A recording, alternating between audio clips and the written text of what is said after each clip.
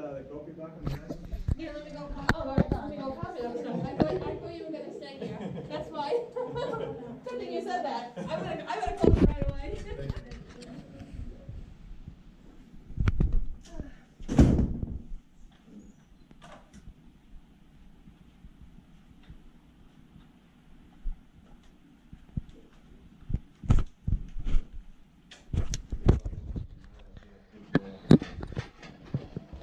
There's Michael. I'm paying for his school trip to the Bronx Zoo, where I'll be following along like a little ninja to make sure he's safe. He's getting my change.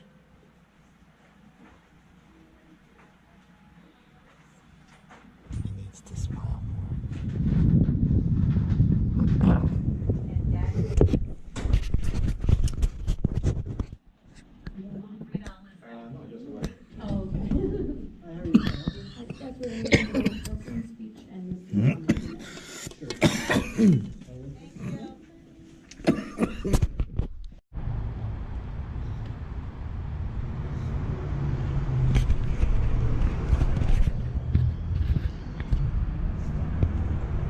No, just go inside and get something to drink. Hello, Tanya. That's a long time. Wave to the camera. Chili.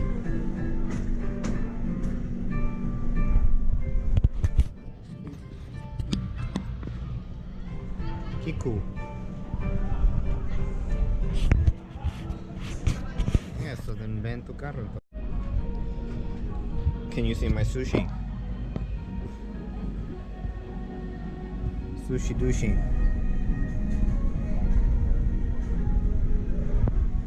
Normal person. This is Bella Training 101 on how to walk the dog. And of course Mike is behind us with his machine guns and who knows what he's doing. Mike, you're gonna get left behind. Let's go, catch up. Just in case I let go, you never know. That's not a bad idea. It's warm outside. What is that for? To protect the dog, Mike? SL.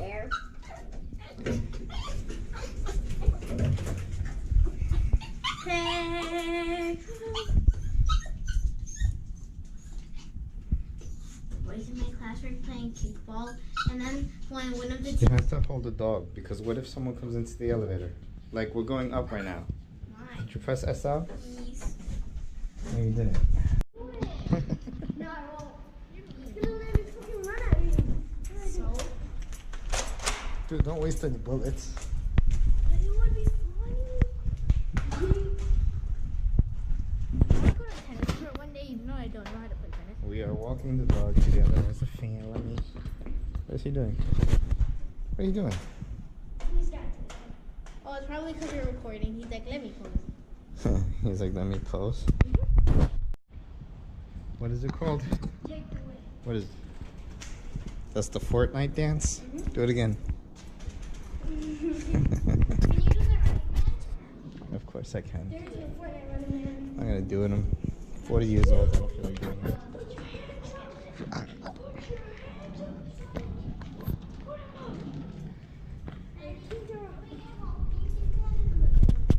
Maybe. Hi guys. There's no such thing as resting in my life. Yeah. Today is Saturday, May 11th, I think, 2018, the day before Mother's Day. And that's what Bella made for Mommy. It's very nice. And then I made this. This one. Then I have this one. And character thingies. And I have this one. And because I didn't know the right stuff. I have that thing. I don't know how to do that. And I have this one. And then I have that. I better get one of those for Father's Day. And then I have that. These are coupons. This is a picture. And then this is For cleaning. cleaning. This. For cleaning the dish. For walking the dog. For a vlog. No, a hug. Or a hug. For help cook. Mommy's or take the dog a shower.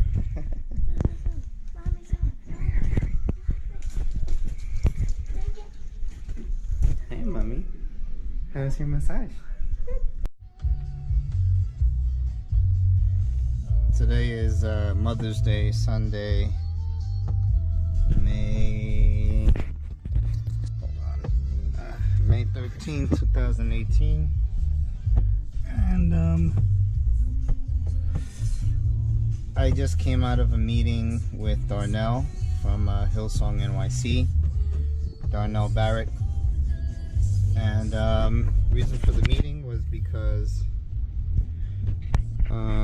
it was the interview for the Connect group that your mother and I will be starting. I wanted to update you on that. Sorry for speaking slow, but I'm like driving and trying to figure out where I'm going and my head hurts. But anyway, the update is we're going to be doing a Spanish speaking Connect group, the first one ever in New Jersey, it looks like. And the objective is to provide a midweek Connect group for people who speak Spanish as their primary or only language, so that we can meet in Harmon Meadow Plaza in Secaucus in different restaurants. I'm sure we'll find one that we particularly like, and so that way we can be there for people and support them emotionally and spiritually, and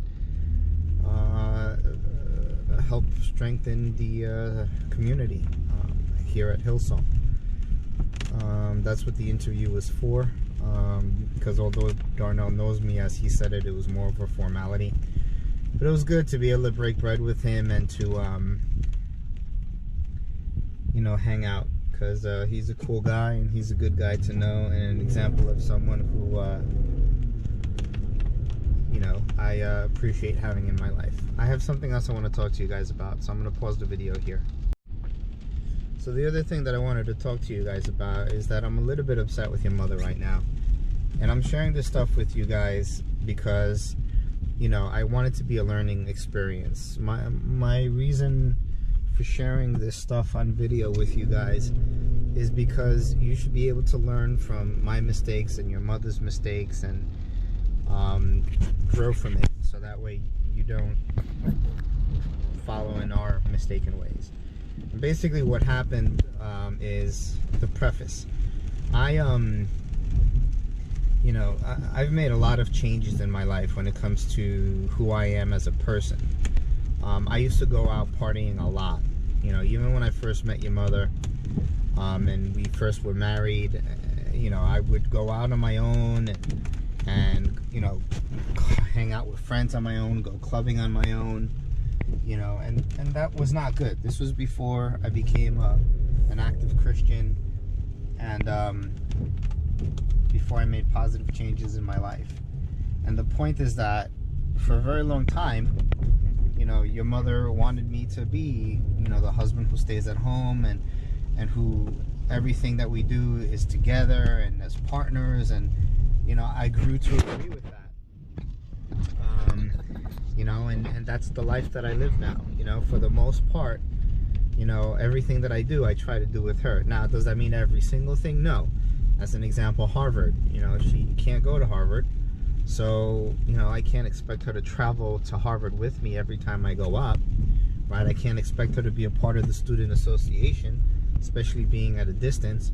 But with most other things, we do everything as partners. In fact, we jokingly, not even jokingly, but seriously, we say to each other, we are partners, and we reference each other as partners. Now, as such, and because I now have this lifestyle where I try to do everything with her, you know, your grandfather contacted me yesterday in the afternoon and said, hey, he and his brother, who's my uncle, and their wives were going to this place called La Havana 59 in Wenatchee, New Jersey. They were going, you know, it's a restaurant that turns into a club at night. And you know what? I don't go out at all. So I thought, you know what? It'd be a nice opportunity to go, you know, dance a little bit, socialize a little bit with my father and my uncle, because, you know, they're fun to hang out with, you know. So I tell your mother in advance about us going. she was like, yeah, cool, let's go. You know, and she came home from, I forgot, whatever the hell she was doing. I think it was laundry. And she was like, oh yeah, you know, we're gonna go, whatever. You know, I think I was sitting on the couch, and later that evening when I go to look for her for us to go, she's, as usual, sleeping on the bed, you know, and she's like, she doesn't want to go, that she's tired of this, that, and the other. And I say to her, I'm like, listen, you know, you're my partner, I don't want to go without you, come with me, blah, blah, blah. You know, and after much begging and prodding, I finally convinced her to go. Now, first of all, you know, I'm someone who is an extremely, I still am an extremely outgoing person. And I'm someone who used to go clubbing on his own all the time, dancing on my own, and having my own social life without you. You know, if I changed all that for you and for the marriage, you know, the 1 to 2 times a year in the year, because I don't really ask to go out often at all, but the 1 or 2 times in the year that I say, hey, let's go do something, you know, support me with it, back me up on it, let's go, let's, you know, especially if I told you in the afternoon. But no, I had to beg and prod her. So finally we go, and your mother has this horrible habit, and I think it's on purpose, that every time we go out, she always does something to like ruin the experience, and it's usually in the form of an attitude, you know. So as an example, and I don't think she realizes that she does it. It's like this unconscious thing that she does. Okay, I'm gonna pause the video and re-record so that way, you know, it doesn't freeze. So it's this unconscious thing that I think that she does to ruin the night. So as an example, yesterday, as we're walking to the car, she starts complaining about, you know, how her stomach hurts, and, you know, okay, I understand, you know, she was doing those massages that she does to try to, you know, make herself look skinnier, which I don't think work, but whatever, I let her do it. So she was complaining that her stomach hurt a little bit, that she was sore, you know, all right, fine. So, but again, that's an example of what I'm talking about. She'll start complaining, you know. And then as we get closer to the car, now she says, oh, I'm sure that, you know, your Uncle Eddie and his whole crew is going to be there, you know, meaning his kids, because we mutually don't like so much like his kids, because they're sometimes a little bit weird and rude towards us. She's like, oh, I'm sure he'll be there with his whole crew. And I'm like, again, second complaint right there. I'm like, no, I mean, I'm pretty sure he'll be there, but it'll just be him and his wife, right? So that's the second complaint. Then as we're walking, she says, oh, when you see Eddie's wife, you know, you're gonna be like, oh, you know, you look so skinny, ha ha ha ha, because she's making fun of the fact that, you know, something that I do purposefully is I compliment people. It's called being social, right? So yeah, if you lost a little bit of weight, I'm going to exaggerate it so that way you feel good about yourself, you know? Oh wow, look, you've lost some weight, you look great. So she's making fun of that. Oh yeah, you know, you're gonna compliment her on how much weight she lost, ha ha, you know. I'm like, oh great. Third complaint, as we get even closer to the car, she's like, and by the way, stand tall, you know, fix your posture. How do you want Isabella to have better posture if you have bad posture? That's when I lost it. All within the time frame of maybe 2 minutes, she criticized or complained 4 times. And I already know subconsciously why she's doing it. It's because she's in a bad mood, because she doesn't want to go out. And it pisses me off because, you know, I changed my entire life for you to be, you know, a husband who doesn't go out without you, you know, who I could have easily said, you know, I'm just going to go by myself and hang out with my father and my uncle. But I didn't do that. And even when she said to me, oh, just go by yourself, I still didn't do it. Because, again, she's my wife, and I want to spend time with my wife. You know, I enjoy being with my wife, you know? So, for her to take the event and to ruin it by her criticisms and complaints, it gets frustrating because she does this all the time. And I know that she's doing it. So then I lose my cool, and I'm like, are you going to complain the rest of the night? You know?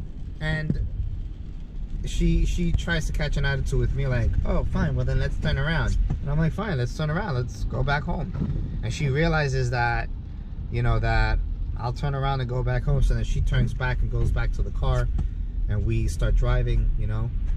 But now my whole night is already ruined because I know that she's not having a good time. And in my mind, if she's not having a good time, how can I have a good time? You know, she's my partner. She's my dance partner. You know, imagine dancing with someone who's not having fun dancing. It takes the fun out of dancing, you know? So, you know, I'm going more now out of obligation and plus because I'm hoping that your mother would do what she normally does, which is apologize when she knows that she's wrong. But this time, for some reason, she didn't apologize. She didn't, you know, seek to find peace. Because usually when your mother does something like this, she'll recognize that she's wrong, and she'll be like, I'm sorry. And then and that's all it takes. When she says she's sorry, I accept the apology and I move on, right? Because I don't hold grudges, number one. And number two, you know, I genuinely love your mother, you know? But this time she wasn't, you know, apologizing. She just stayed quiet, sitting in the car. You know, and my theory is if you're wrong and you're the one who caused the harm, I shouldn't be the one to try to like apologize to you or seek peace. You got to make the first step. You know, make a long story short, instead of her trying to take that first step, she kept giving pushback. You know, she left early, went home by herself, you know, and and it's stupid, and you know, she ruined the whole night. Now on top of that, Sunday morning, you know, instead of sorry, my cough interrupted. So to conclude, so still, instead of like her fessing up and seeing that she did wrong, and I made it clear to her when she did finally approach me to speak, I said to her, I was like, you know, you're the one who's in the wrong here, you know. But and I said, she was like, her response is, oh, so automatically I have to be the one who's in the wrong? Yeah, if you're the one who's in the wrong, what do you want me to say? I'm in the wrong? You know, like, you're the one who committed the foul, right? You know, so instead of her saying, I said to her, it's like, maybe you should auto-analyze yourself to see, you know, because she's saying that she's always the one who's wrong when it comes to that she always ruins our going out. She said, how do you think that makes me feel?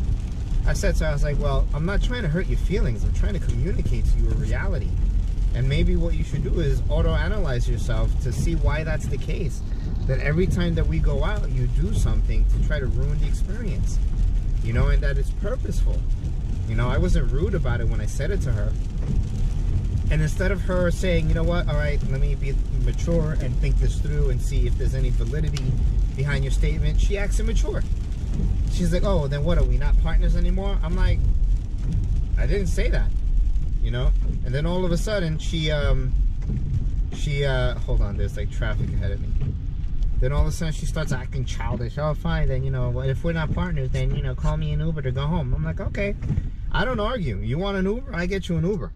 You know, I don't play these stupid childish games of like, oh, well, if we're not partners, you get me an Uber. You want an Uber? I'll get you the damn Uber. You know, because I'm a mature person who has mature conversations, who's very direct, and believes that communication is how you solve problems, not by indirect comments or sarcasms. That gets nowhere. No one gets nowhere with that. So she left, you know, in the Uber, right? Instead of like apologizing, saying, hey, let's talk about this. You know, I'm sorry, I was wrong for doing this, that, and the other. Now Sunday morning, instead of waking me up so that we can go to church the way that we agreed to on time, we were supposed to serve today at Growth Track, right? So now there are 2 positions that were not filled at Growth Track. So then as a result, the Growth Track team was impacted by that. Why? Because she's acting immature and she's, you know, being the rebellious self that she always is, you know, instead of like having a conversation, you know, and being willing to say, all right, you know what, I was wrong here. I'm sorry. Let me learn from this experience, right? And on top of that, this meeting with Darnell, I was almost late to. I was speeding down the highway in the rain. Look at how it's raining outside. I was speeding down the highway. I could have caused an accident and died because of how fast I was driving to get to this appointment on time, right? And this was an interview that was supposed to be done with her, but she wasn't present because she's too busy being the immature child who has to stomp her feet, you know, and it's stupid. So everyone's impacted now. This growth track got impacted. We didn't go to church on Sunday. You kids didn't have church this Sunday. We didn't have a proper interview with Darnell, and I had to finagle it and lie and said that she had her period. You know? It's dumb. So the moral of the story is, you know, you get nowhere with acting childish. You get nowhere by not having a proper conversation with someone. And if you're the person who caused the fault, even if you think that the other person is being sensitive and that they're being mad for no reason, right? They're being mad at you for a reason. So therefore you did or said something that caused them to feel that way. So you should be the person to initiate the conversation and say, hey, look, I didn't mean to do this. Let's talk about it, you know? And to be willing to apologize and to self-analyze if the person says to you that you do this all the time, instead of taking it personal, like I'm saying that, oh, you're a bad person or that we're not partners. No. Be willing to like self-analyze yourself and say, you know what? Maybe there's some truth here. And by the way, she's admitted that she's done this before plenty of times.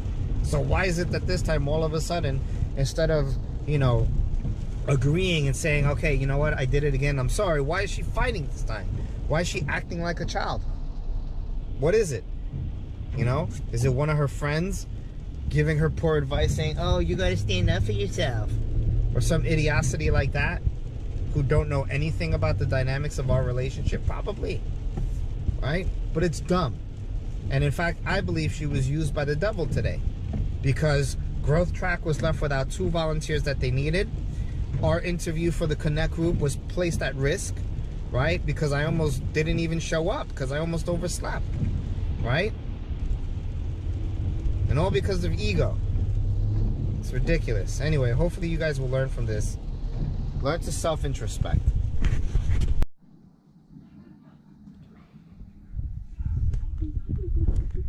Come on. Mama, happy Mother's Day. Thank you guys. Thank you, Chiquita. I have coupons. Rainbow and both have coupons. Yeah, I have coupons. Yeah. Ooh, nice. Yeah. Very nice, Chavita. Thank you, Michael. I like it. Hug.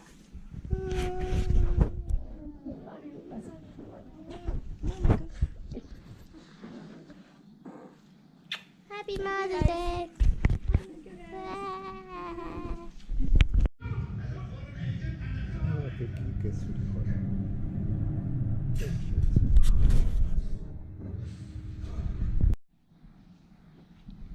So today's Mother's Day, Sunday, May 13th, I believe, 2018.